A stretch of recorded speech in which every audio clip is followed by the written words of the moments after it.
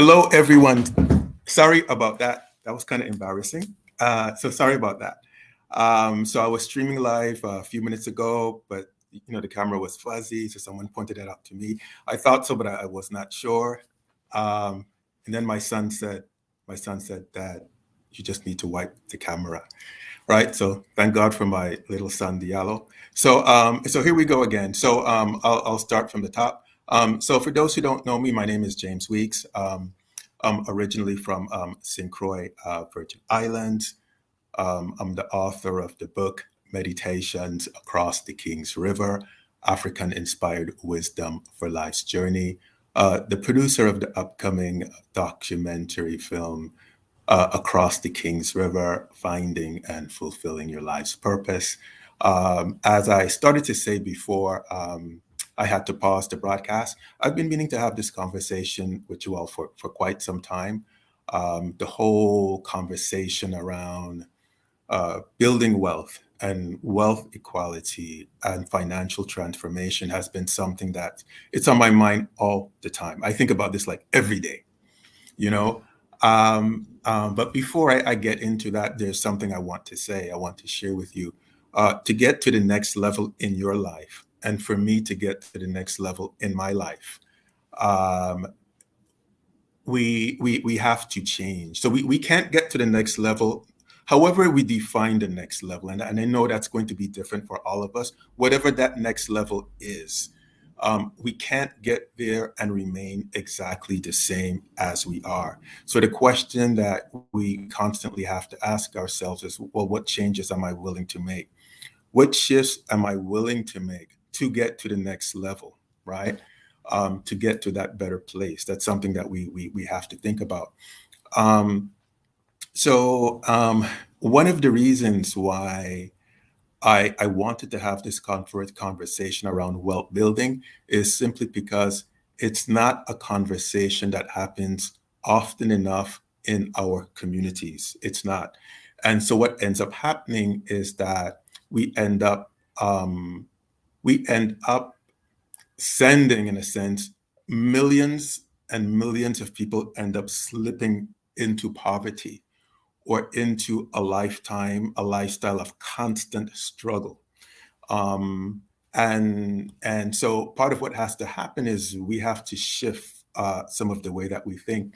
I remember not too long ago, last year, I was in one of the Caribbean islands, and someone was telling me that they shared my book in a book club on their island, and people, they said they loved my book, but here's the but. The part about financial transformation, about wealth building that's in my book, they said that they didn't think, people felt like that should not have been in my book. Everything else is fine, but that part about financial wealth, that didn't really have a place in my book. That should not have been in my book. That's what I was told. And so my answer, my response to that, and that's exactly why so many of us are in the positions we are in. That's exactly why the wealth gap continues to be that way. That's the reason why many of us will end up passing nothing down to our next generation because of attitudes like ways of thinking like this. Um, and then to show you how pervasive this is, um, I remember when my book first came out, also, I was on a radio show and I was talking to the host. And the host was also saying, well, James, the thing that I was surprised to find in your book is this whole thing about wealth and finances.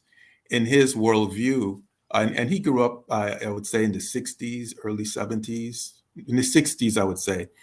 That wasn't part of the conversation so much then. And so he was telling me he's surprised that that's in my book, right? And then finally, when I was on a book tour here in the Bay Area, when the book first came out in 2018, someone that's close to me, very, very close to me, said, James, don't talk, when you go on this book tour, don't talk about finances.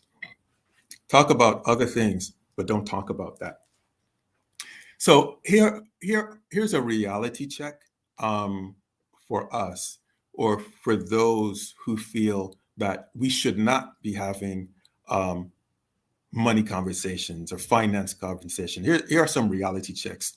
In 1863, when the Emancipation Proclamation was signed, Black people in the United States owned, held less than 1% of the wealth in this country. And today, guess what? Black Americans still own less than 1% of the wealth in the United States. And yet people are saying, well, why should we be talking about that? This is exactly why we need to be having these conversations. And here's another reality check. And I mentioned this in my book. There's a study called The Road to Zero Wealth, right? And what that study says, that according to this, a 2017 report by Prosperity Now and the Institute for Policy Studies says that the median wealth for Black Americans will fall to zero in 2053 if current trends continue. Then it also says Latino Americans who are also experiencing a sustained downward wealth slide will hit zero 2 decades later. And this study came out before the pandemic, but because of the pandemic, it has speeded up, I guess you could say, our rate of decline, where more and more people are expected to hit zero wealth, in the not too distant future. And then on my Facebook post today, I shared a quote from Dr. Jewel Tankard, who is an economist. She's a finance strategist who says that for the average woman is just one paycheck away, or as she puts it, one man away from being homeless. And yet people are saying these are not conversations that we should have. But we need to be having these conversations. And so I intend to keep having these types of conversations as we move forward. For me, my passion is spirituality, yes, but also finances. Because if we can't sustain the lifestyle that we wish, if we are not in a position to fund the things that we care about, that we say are dear to us, then what are we doing? How is that helping us? Right. And so these conversations are necessary, and I intend to be having more of these conversations. So I wanted to just share a few tips with you, and I'll be sharing some more tomorrow.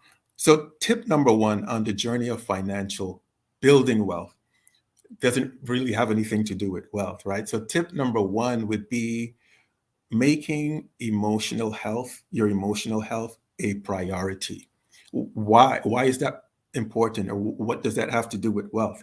Well, because mental health, emotional health, it's simple. If we're not feeling well, if we don't have the presence of mind to do the things that we should do or could do, we won't do them. And so how we feel emotionally is key. Taking care of ourselves emotionally so that we have the clarity to make decisions that are better for us, that are good for us. But we can't do that if we're struggling so much emotionally. And so when we're in a state of constant emotional turmoil, we tend to make bad decisions, right? Or not any decisions. We tend not to make any decisions at all, right? So it's important that we just take care of ourselves. This is emotionally, this is, again, mentally, this is also spiritually. This is why spiritual practice is so important, is that it helps us to stay more grounded, which is key, not only for building wealth, but for anything else we want to do. And so I'm going to share some comments. So I just shared a comment here from Jerome. Hello, Jerome. Hello, everybody. Hello, Cheryl. Hello, Shanda. Hello, everyone who's tuning in. Jerome says that finance is spiritual. And I love this. I love this because it's true. At least on my journey, I have found this to be true. And so when I think of my spiritual journey, I don't think of it as being when I think as being separate from my financial journey. I think of my financial journey as being connected, as being the same. Tomorrow I'll come live again, and I'm going to point out all of the different reasons why the same traits that you need to be like a spiritual person, a bomb spiritual person, are really the same traits that will help you build wealth. At the end of the day, it's beyond just making money. It's about how can we become better human beings. It's about how can we transform ourselves. So I'm going to share a comment from someone else. This is Ijake. I hope I'm pronouncing your name right. Health is wealth. Without health, we can't gain. It's just so true. So emotional well-being, Ijake is saying, is key to not overspending. Exactly. Overspending or comfort spending, and to focus on long-term goals. True, all true. And again, just for the clarity that we need, this is so key. So tip number one is just again continued focus on our emotional health. Um, Tip number two um, would be to examine the attitudes that keep us stuck, that keep us in a state of constant struggle, because a lot of this isn't. It's not simply that, well, the rich have more money or the wealthy people have more money. Some part of the reason why we remain in the same place is because of attitudes that we have, and I hear them all the time. Um, Notions that, well, I don't have to study that because I'm a spiritual person, right? I'm a spiritual person, and I hear this all the time. Um, and by that, that means, well, I don't have to like pay attention to finances. I don't need to study about that, because I'm good. I'm just spiritual, right? And so that's part of the reason why we remain in this position, because of attitudes like that. Also, attitudes that have been passed down to us.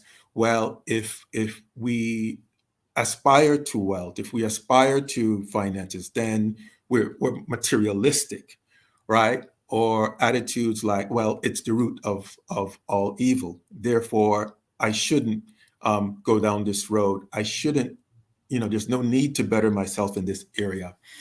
There's so many attitudes that we have, and then also concern about what other people might think about our desire to build wealth, right?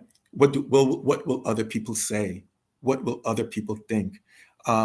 So one of the things I want to say is that a lot of the people who are doing better than us financially, better than you, me, whatever, financially, they're having financial conversations all the time, right? And that's part of the reason why they're able to accelerate. So on my journey, one of the things that got me deeply into finances, I started looking at trends within my own spiritual community, and I started to look at other spiritual communities to find out what it is that they were doing. Because while I saw a lot of struggle in my own community, I noticed in other communities this was not the case, and it made me start to pay attention to find out, well, what is it that other communities are doing that many of us in our own communities are not doing. And that was a real painful eye opener for me, and that's one of the things that led me down this journey of learning more about wealth. And then as I worked with people as a financial consultant, as a diviner, when people were telling me different things that they were struggling with, I realized that a lot of what they were struggling with had a financial component. So let's say someone came for a consultation or reading and they're talking about their relationship, right? Well, maybe they're in a relationship they don't like, but part of the reason why they won't leave that relationship has to do with finances. Or let's say someone was in a job that they didn't like, but then they were afraid to leave that job because they're scared of their finances. So no matter what we do, no matter how we look at life, finances impacts so much of our decisions. It impacts how we look at life. It impacts whether we feel hopeful or hopeless, right? And so again, This is why we have to take an inventory of the attitudes that we have going on in our heads. I remember 2 years ago, well, yeah, 2 years ago, I was talking to a woman about finances, and she was telling me, well, it's not in her best interest. At the time, I was talking to her about cryptocurrency. Well, it's not in her best interest. It's not her time. And the thing is, when it comes to finances, we have to understand that many of us are behind the times already. In some cases, we're light years behind the time, right? And so, if now is not your time to get to improve your finances, then the question is, well, when is that time going to be for you? All right. So tip number 3 would be to be intentional. So this is intentional means that on a week to week basis or month to month basis, we need to identify and know like what specific things we will be working on to build wealth. This is what it means by we have to be intentional about it. So wealth doesn't just happen, it has to be an intention. There must be specific things that we're working on every week, every month, quarterly, daily. And it can't just be prayer, right? It can't just be fantasizing about how our lives could be better. It has to be specific things that we are going to, you, me, are going to commit to improve our financial situation. So in my book, I shared a few things.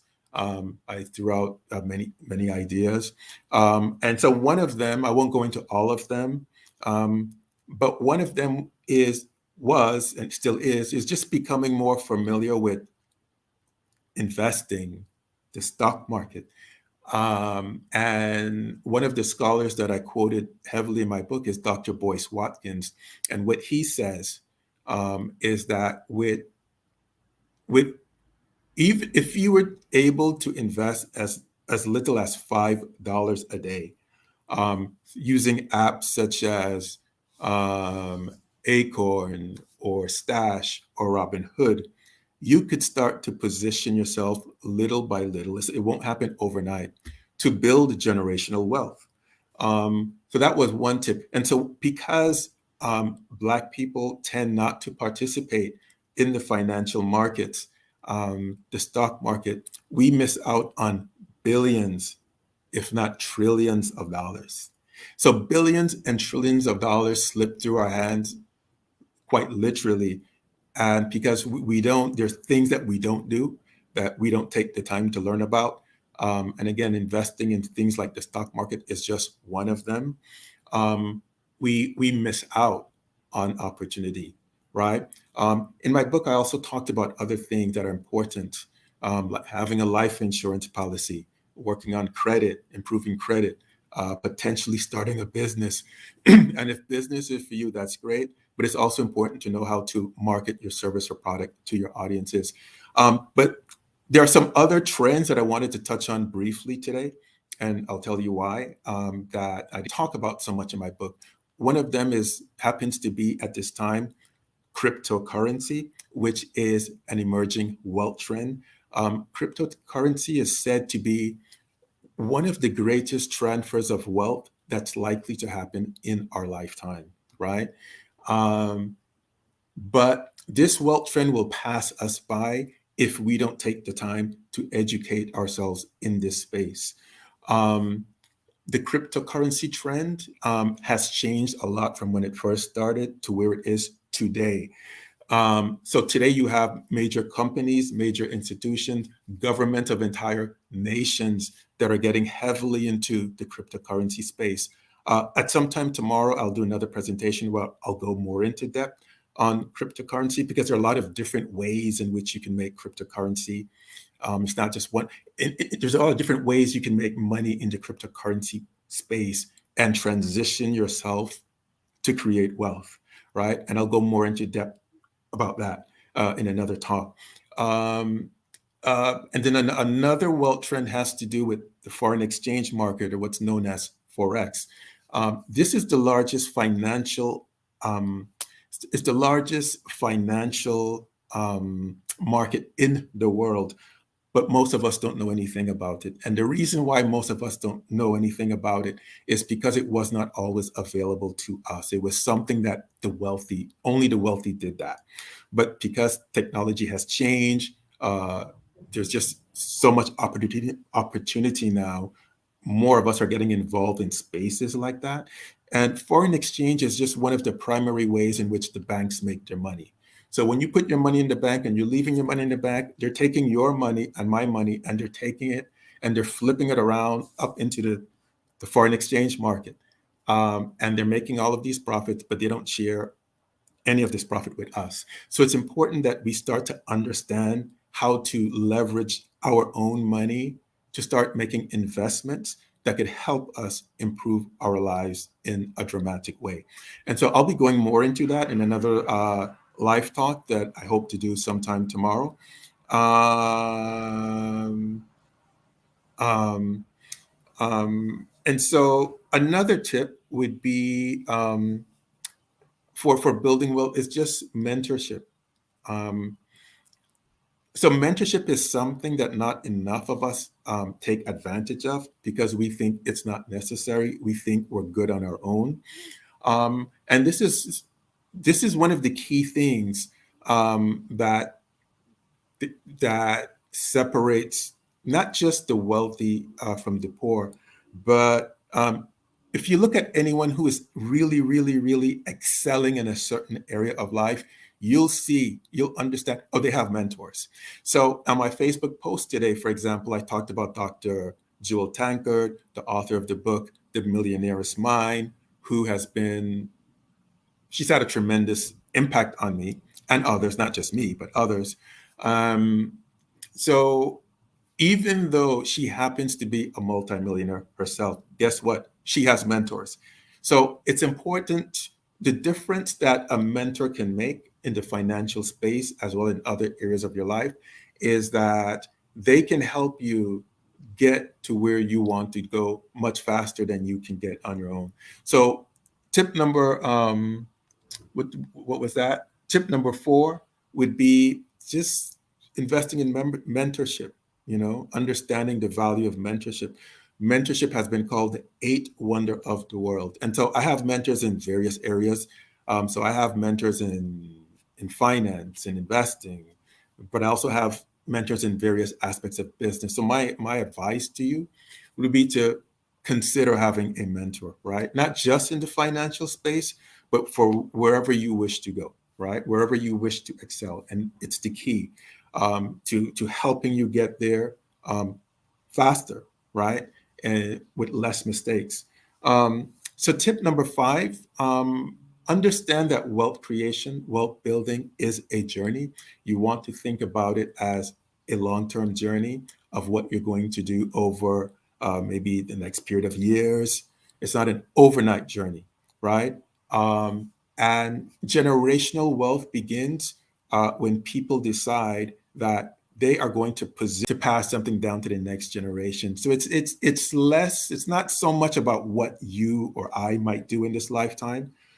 Um, about what we might achieve in this life. It's about positioning ourselves to pass this down to those who are coming after us. It's more like a relay race in that sense. Um, Tip number 6 is would be understanding your purpose. Why do you feel you're here on earth? So here's the thing, and here's why this is so important. Even as we talk about building wealth, it's important because um, at the end of the day, wealth building it's a vehicle, right? But it's more than just about the pursuit of money or wealth. It's about, after you do that, how will your life give value to other people, right? It's something you want to think about, because if we don't figure that part out, even if we create wealth, even if we're in a better financial position, we'll feel like there's a hole in our soul somewhere, that something is missing. And so my encouragement to you, as you take on the challenge of building wealth, is to ask yourself other questions. What am I most passionate about? How do I feel called to serve? What are my strengths, right? What do I feel most deeply about? So it's important to get back in touch with your spiritual self, your spiritual life. Um, and then number seven, I said number five tips, but here's another one. Um, it's just, I would say, being around wealth conversations, around people who are having wealth conversations. So part of the reason why we stay poor, a lot of us, or a lot of people, is because the people that we are around, they're not, most of us are around people, we love them, they're family members or friends, but they're not having wealth conversations, right? They're not around that. So we tend to become like the people that we surround ourselves with, um, like it or not, right? And so it's important that we expand our circle to include people or communities where wealth conversations are happening. So those were the tips that I had for you today. Tomorrow, I do intend to go live again. I'll let you know one time. I believe 5 p.m. Eastern. And tomorrow I'll show you some tools that Dr. Jewel Tankard uses to build wealth. I'll show you some tools.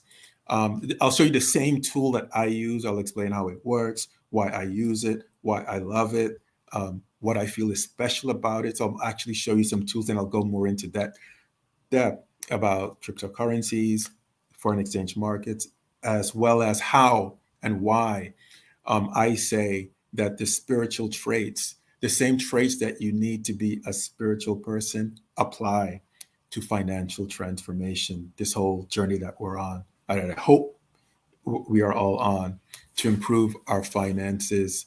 So I'm going to open it up for questions. I'm going to share some comments. One moment here. So here's a comment from Serena. She says, "We are transitioning into wealth. It's a clarion call. Um, right here, right now. We listen, educate ourselves further, and act so we can improve our lives." Thank you for saying this, Serena. If you would like to comment and share, like how in your life you're doing this, I would love to hear. I'd love to share it with the audience. So please feel free to type. And I'm open to any questions from anyone. Let's see. Cheryl from the UK. Thank you, Baba James, for this conversation. Building generational wealth as a collective is definitely at the forefront of my mind on a daily basis. And likewise, like I said, this is, I think about this every day, not just every day, but several times a day. And I'm around people and places where this conversation is happening all the time. So I'm going to share some more comments. Um, so Ejake is saying she uses free trade to invest in stocks and to pay dividends, but I'm a bit cautious and like to see compound interest. All right, so the whole name of the game is compound interest, and compound interest has been called like the eighth wonder of the world as it relates to finance. And so investing, I would say we have to understand that whenever we're doing any type of investment, we're taking a risk. And so the key is to understand what risk we're taking and to control, manage the risk. Once you become good at, once you understand how to manage risk, well, then it's less risky. So every decision that we make in life is a risk. So if we choose not to invest, not to educate ourselves in the financial space, we're also taking a risk, right? If we choose to invest, yes, we're taking a risk too. But if we choose not to, we're taking a risk. So there's no way we're going to move forward on this journey without taking a risk, right? So at the end of the day, it comes down to, well, what kind of risk are we willing to take um, to to improve our situation? So I am here and I'm open to answering any question at all. It could be about anything that we've discussed, anything that we haven't discussed, but you would like me to touch on. I'd be happy to answer your questions. So um, so let me know. I'm just going to wait a few more minutes to see if there's any more questions. Um, one of the things that I intend to do at some point tomorrow, I believe 5 p.m. Eastern is in the photograph.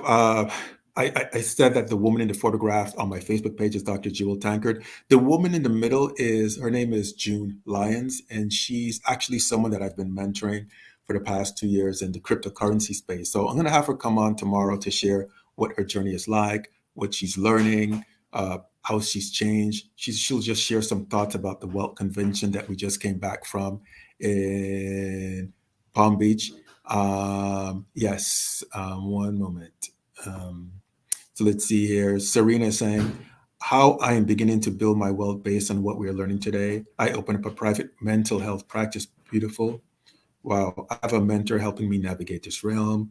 Also helps me build workshops that I can present to churches and organizations. That's great. These things are needed. Um, so I'm glad that you've opened up a private mental health practice. And so emotional health, mental health is just that's another conversation that I intend to have soon, and I'll be bringing on some mental health experts to share their thoughts and tips on that. Um, and so, if you would like to be part of that conversation, just let me know, and I'll be sure to include me. Send me a direct message. So Larissa is asking about NFTs. NFTs, for those who know, stands for non-fungible tokens. So NFTs, I will touch maybe briefly on that tomorrow, but NFTs are viable for a lot of reasons. I want to say especially for artists, but not only for artists, for whether visual artists or musical artists, just across the board. NFTs are it's another wealth stream. Then it's a new, relatively new wealth stream within the cryptocurrency space, and I'll touch on that briefly tomorrow. Cheryl is asking about a mentorship, and definitely, Cheryl, I'll touch on that tomorrow, and you can also DM me, or I'll reach out to you, and we can set up a one-on-one Zoom call, and I will go into detail about that. So for sure, let's talk soon, and I will share more information um, about that. Um, so just let me know if there's any additional questions. I will wait a few minutes. But looking forward. Okay. So Serena is asking about spiritual mentorship. Well, Cheryl, I mean, Serena is asking about spiritual mentorship. Serena, I would say it really depends on what it is you're seeking. As we talk about spiritual mentorship, um, and so maybe you can message me or DM me or Facebook. It depends on what you're looking for when you say spiritual mentorship, because it could mean different things for different people. Um, I would need to know, like, well, what exactly are you looking for? I do spiritual consultations, spiritual readings to give people guidance around various aspects of their lives. If that's something uh, you would like to take advantage of, definitely reach out to me. Um, but again, we can have this conversation. Definitely, just let me know what you have in mind. Um, so I'll just wait a few more minutes to see if there are any more questions. And what I will do is later today, I will post an invite for the follow up go live that I intend to do tomorrow. Well, I'll show you the platform that I use, and I'll go more into depth about the platform Jewel Tankard uses um, to build wealth. All right. So I'm just going to just wait a few more minutes. If just no more, see if there's any additional questions. Um, let's see. I think Cheryl is asking, I'm not sure what the question is, based on the generational wealth gap between our community's development.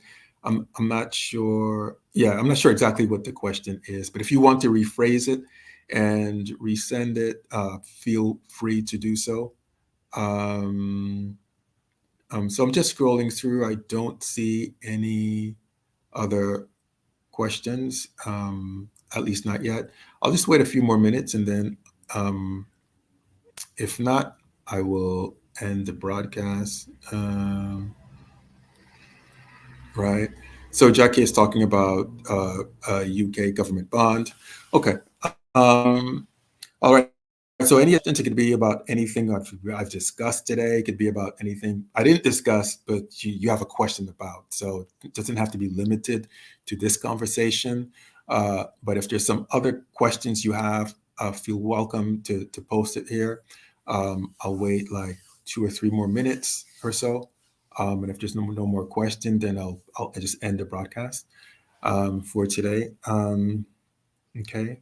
But I want to say thank you all for being here. It's always a pleasure when I get a chance to come here and interact with you, share value with you. I'll be having some guests uh, that will come to speak to you live about a variety of topics.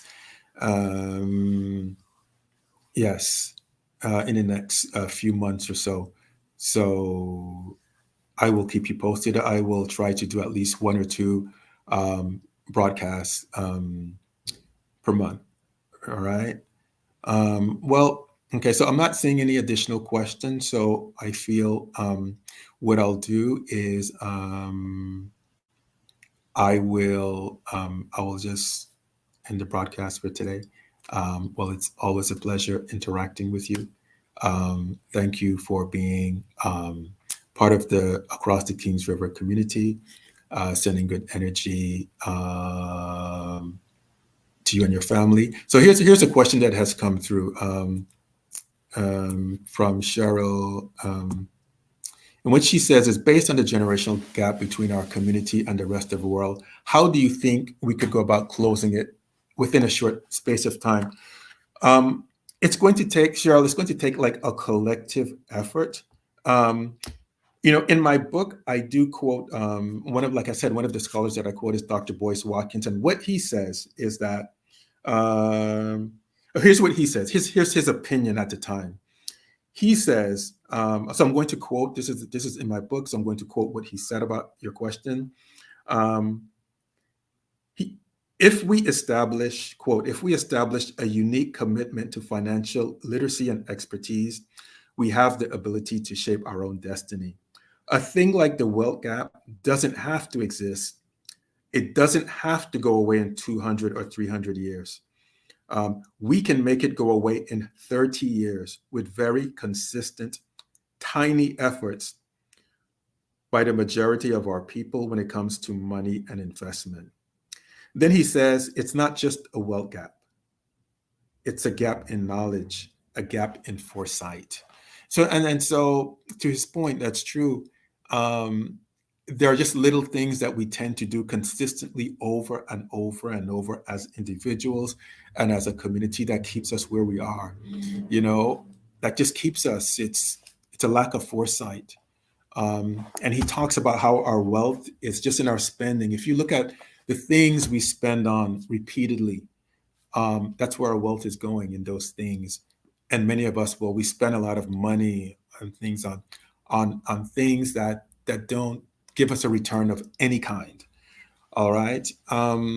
There's something that just came to my mind, but I forgot what it is that I wanted to comment to. Um, so let's just share another comment for now.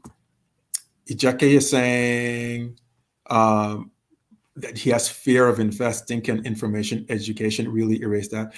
Yes, the answer is yes, 100%. It's just about knowing what's called risk management, right? Knowing how much you want to invest and then doing so in a safe, responsible way, right? So there's no need for fear with the right education, with the right information.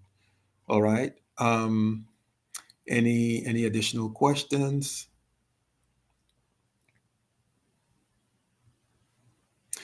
All right. So I don't see any additional questions at the moment. So what I'll do is I'll end this podcast for now. Wishing you all a lovely rest of your day. I will share information about follow-up conversation that I'll be having sometime tomorrow. All right. Love you all. Enjoy your day. Thank you for being here. Thank you.